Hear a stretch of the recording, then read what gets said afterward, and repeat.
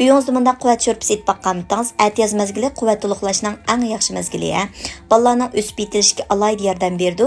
Itsul intayin oddiy birlik ko'singiz o'rganib olaysiz. Avval muvofiq miqdorda qo'yning qarroq yerdan tayyorlab olamiz. Buni suvga suv silib, qozon qaynay deganda ko'pikchilarni pok suzib elib etamiz. Diqqat qildiganlar qozon qaynagandan keyin yana bir qator ko'pikchilarni pok suzib elib etamiz. Mushu nuqtaga bekroq diqqat qilsanglar, sho'rpanglar intayin suzuk, rangimi bek chiroyli chiqadi. Buning yetarlikselar videoda ko'rsatilgandek chamg'u, sabza, pichak guli, ya'ni shayyo deb qo'yamiz. Videoda ko'rsatgan bo'yicha chiroyli to'g'rab olamiz. Ko'rib mishakapsizlar do'stlar, qo'shmaganlar qo'shib elinglar. Cho'ng taqsiliq qo'rma, har xil taom, pishiriq, ichimlik, murabba, bozorlik sovuq say darskimizni 10 qo'y bilan o'rganalaysiz.